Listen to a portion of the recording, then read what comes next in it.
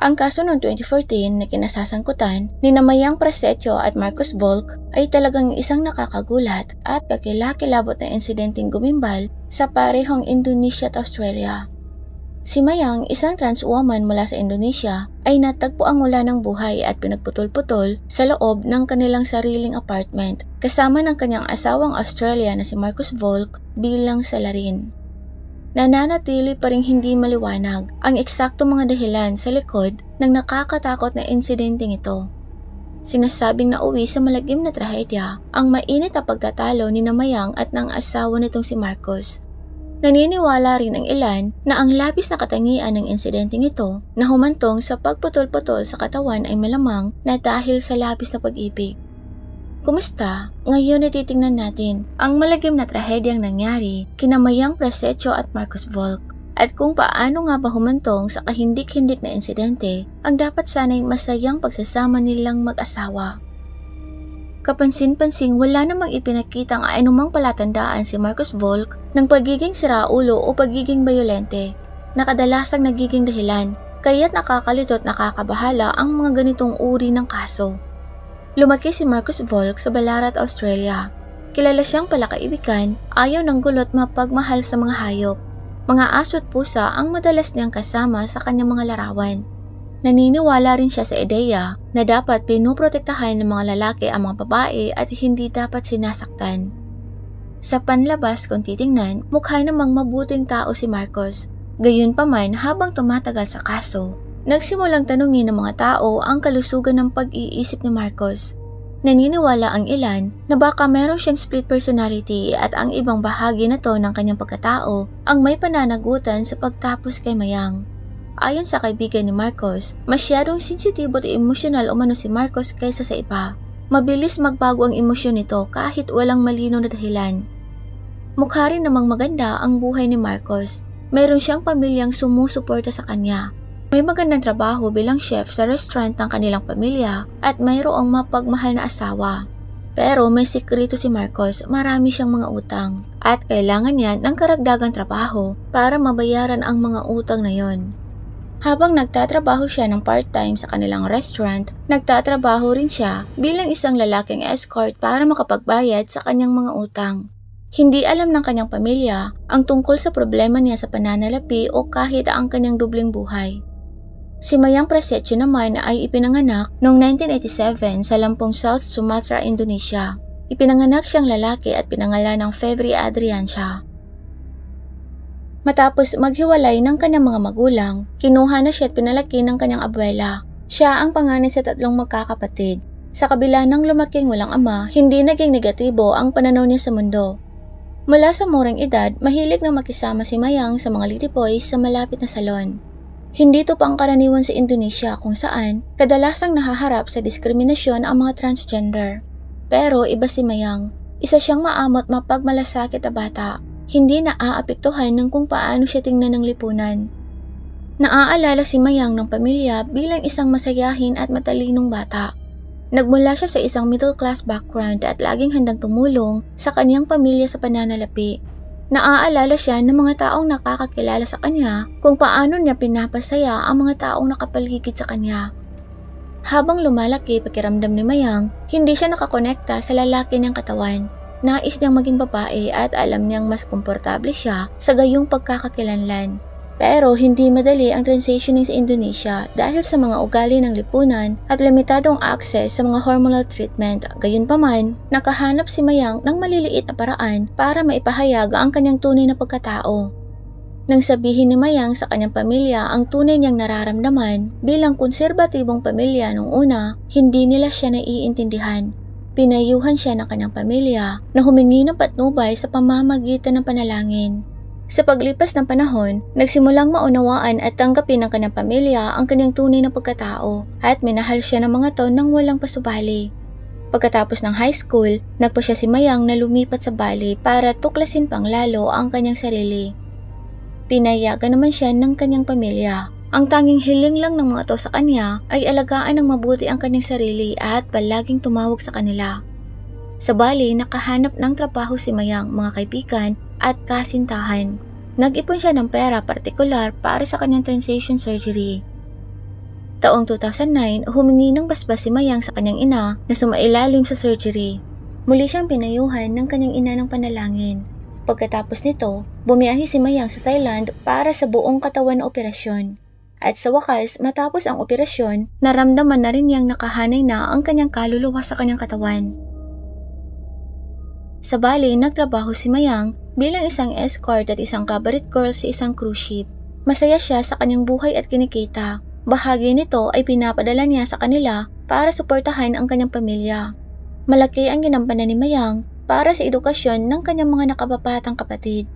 Gayunpaman, hindi alam ng kanyang pamilya kung anong uri ng trabaho meron siya o kaya naman ay maaaring pinili na lang nilang wag nang magtanong. Nagsimula ang relasyon ni Mayang at Marcos sa isang cruise ship kung saan sila nagkakilala. Nagtatrabaho si Marcos bilang chef sa barko. Mabilis nilang nakilala ang isa't isa at mabilis ring nabuo ang kanilang pagmamahalan. Pero hindi to batay lang sa pag-ibig, sa halip para tong isang mutual symbiosis kung saan ang dalawa ay may bagay na mapapakinabangan mula sa isa't isa. Si Mayang bilang isang matagumpay na escort na madalas na bumiyahe sa ibang bansa na sumisingil ng $500 kada oras sa kanyang mga kliyente ay isang pag-aasa para kay Marcos na tulad ng alam natin ay nahaharap sa malaking utang. Sa kabilang banda, may sarili namang dahilan si Mayang sa pagkapit kay Marcos. Gusto niyang manatili sa Australia kung saan isang komplikado at mahabang proseso ang pagkuha ng visa. At sa pamamagitan ng pagpapakasal sa isang Australian citizen, mas madali niyang maisisecure ang kanyang visa. At dahil din dito, isinama ni Mayang si Marcos para makilala ng kanyang pamilya sa Lampung, Indonesia. Malugod naman siyang tinanggap ng pamilya ni Mayang. Nakikita siya ng mga to bilang isang kalmado at magalang, kahit na ang kanyang pananahimik ay maaaring dahil sa hindi siya nakakaintindi ng kanilang wika. Binasbasa naman ng ina ni Mayang ang pagsasama nila ni Marcos at umaasang magiging maligaya silang dalawa. Samantala, ganap namang walang kamalayan ang pamilya ni Marcos tungkol kay Mayang. Wala rin silang alam tungkol sa iba nitong trabaho. Para bang talagang intensyon ni Marcos na itago ang parte na to ng kanyang buhay sa kanyang pamilya, malamang dahil sa takot ng paghatol at kahihiyan. Sa kabila nito, ikinasal si Mayang at Marcos sa Copenhagen, Denmark nung huminto ang kanilang cruise ship doon noong August 2013. Matapos ikasal sina Marcos at Mayang, lumipat sila sa Brisbane, Australia at nagrenta ng apartment sa Double 13 Complex. Pareho silang nagpatuloy sa kanilang pagtatrabaho bilang mga escort. Nagtatrabaho sila ni Mayang sa isang brothel at tumatanggap ng lahat ng kasarian ng mga kliyente, kabilang na ang mga transgender na mga individual. Gayunpaman, patuloy pa rin nagtatrabaho si Marcos sa isang restaurant. October 2, 2014, may kliyente si Marcos sa kanilang apartment pero tumawag si Mayang at sinabing kailangan niya rin ang apartment. Kaya naman, dinala na lang ni Marcos ang kanyang kliyente sa isang parke at ipinaliwanag dito na kailangan din gamitin ng kanyang kaibigan ang apartment. Sumang-ayon naman ang nasabing kliyente sa pagbabagong ito ng mga plano. Kalalabas lang ni Marcos kasama ang kanyang kliyente nang muling tumawag sa kanya si Mayang, pero iba ang tawag na to. Kahit ang kliyente ni Marcos ay naririnig na sumisigaw si Mayang. Nagbago ang ekspresyon ni Marcos at nagdahilan sa kanyang kliyente. Ipinaliwanag na dito na kailangan niya munang bumalik saglit sa apartment para alagaan ang kanilang aso. Kinagabihan bandang 11 PM, isang kapitbahay na nakatira sa tabi ni Marcos at Mayang ang nakarinig ng malakas na pagtatalo ng mag-asawa. Ayon sa naturang kapitbahay, dalawang boses ang narinig ng natatalo, parehong lalaking may mga natatanging accent. Dagdag din nito na mas nangingibabaw si Mayang sa kanilang pagtatalo. Binabato ng mga pang-iinsulto at pagmumura si Marcos. Tumagal ng 30 to 40 minutes ang mainit na pagtatalong ito. Pagkatapos ng ilang oras na katahimikan, muli na namang sumiklab ang mainit na pagtatalo ng dalawa bandang 1:30 ng madaling araw. Sa tindi ng sigawan, nagising ang kanilang mga kapitbahay at nagdadalawang isip kung magkikialam ba o hindi. Pero sa huli, piniling wag nang makisali at ipinagpalagay na maaaring isa lang yun sa mga pag-aaway ng mag-asawa. Sa pagtatalong ito ni Mayang at Marcos, ilang beses na narinig ng mga kapitbahay ang mga sigaw ni Mayang at isang nakakabinging katahimikan pagkatapos. Kinabukasan, October 3 ng umaga o mga bandang tanghali, napansin ng isa sa mga kapitbahay ni Marcos at Mayang ang mabahong amoy sa pasilyo ng apartment. Hindi naghihinala, hindi na lang din nila masyadong pinansin ang mabahong amoy. Nag-spray na lang sila ng air freshener sa pasilyo para hindi makapasok ang masamang amoy na yon sa loob ng kanilang mga unit. Kinalauna nung araw na yon, bandang 6 p.m, pumunta si Marcos sa isang tindahan sa Newstead. Bumili siya ng gloves, bleach, brush, trash bags, wet tissues, lubid at duct tape. Matapos mamili, sumakay siya ng taxi papuntang ospital. Sa emergency unit, sinabi niyang nasugatan siya habang nag-aaway sila ng kanyang nobya. Sinabi niyang hindi niya sinasadyang masugatan ang sarili habang inaagaw niya ang kutsilyo mula rito. Naniwala naman sila sa kanyang kwento at ginamot ang kanyang sukat, saka pinauwi bandang 9:30 ng gabi. Kinabukasan, October 4, mas lalo pang lumala ang sitwasyon sa apartment ni Marcos at Mayang. Mas lalo lang naghihinala ang kanilang mga kapitbahay dahil sa mabahong amoy. Bandang 3:30 ng hapon, nagpasyang mag-usisa ang isa nilang kapitbahay. Sumilip to sa bahagyang nakabukas na pinto ni Mayang. May naaamoy siyang nasusunog. Nang mapansin siya ni Marcos, agad tong humingi ng tawad sa kanya. Ipinaliwanag sa kanya ni Marcos na nakaligtaan nito ang nilulutong nilagang baboy kaya nasunog. Tinanong naman siya ng kapitbahay kung nasaan si Mayang. Sinabi sa kanya ni Marcos na umalis si Mayang at hindi pa umuwi. Makalipas ang 3 oras, tumawag ng electrician si Marcos para patingnan ang problema sa mga wirings ng kanyang kuryente. Sinabi niya rito na hindi gumagana ng maayos ang kanyang electric stove dahil sa patuloy na pagputol-putol ng kuryente. Pagpasok, napansin din ng electrician na ang mabahong amoy. Sinabi naman sa kanya ni Marcos na nagluluto siya ng nilagang baboy. Ang electrician marahil sa pagtatangkang pag-aanin ang sitwasyon, pabirong sinabing mas amoy dog food pa ang niluluto nito kaysa sa nilagang baboy. Napansin din nitong parang may mali sa loob ng apartment. Kaya't sinabi nito kay Marcos na para maayos ang kuryente nito, kailangan niya ng access sa main panel. Kaya naman, humingi si Marcos ng permiso sa manager ng apartment para dito. Kapit-bahay din ni Marcos ang naturang manager at maging ito man ay nababalisa na rin sa mabahong amoy. At nagpasya na rin itong tingnan ang electric panel ng unit ni Marcos. Nag-aalala siya tungkol sa posibleng panganib sa sunog. Nung una, tumanggi si Marcos na papasukin sila sa loob. Pero nagpumili talaga ang manager kaya't sa huli, wala ring nagawa si Marcos kundi papasukin sila sa loob. Sa unang tingin, wala namang kakaiba sa loob ng apartment. Gayunpaman, napansin ng manager ang isang maliit na marka ng dugo. Nagulat siya rito pero nanatiling kalmado. Palihim niyang kinunan ng larawan ang mansya ng dugo. Mabilis namang sinabi sa kanya ni Marcos na ang dugo na yon ay mula sa kanyang sugat sa kamay. Pagkalabas ng apartment ni Marcos, hindi na nag-aksaya pa ng panahon ang manager at agad siyang tumawag ng mga pulis. Ipinaliwanag niya sa kanila ang sitwasyon at humingi ng tulong. Mabilis namang dumating ang mga pulis sa pinangyarihan bandang 9 p.m. ng gabing yon. Kumatok sila sa pinto ni Marcos at nagsimulang magtanong tungkol kay Mayang base sa sinabi sa kanila ng manager. Halatang kinakabahan si Marcos. Nauutal niyang ipinapaliwanag sa kanila na umuwi ng Indonesia si Mayang pagkatapos nilang magtalo. Nang mapansin ng mga pulis na parang may hindi tama, hiniling nila kay Marcos na titingnan nila ang loob ng kanyang apartment. Sa loob, sinalubong sila ng nabubulok na amoy. Dahil sa kanilang trabaho, alam na nila na ang naturang amoy ay amoy ng naaagnas na katawan ng tao at ibang-iba ang amoy ng sa tao kaysa dun sa mga hayop.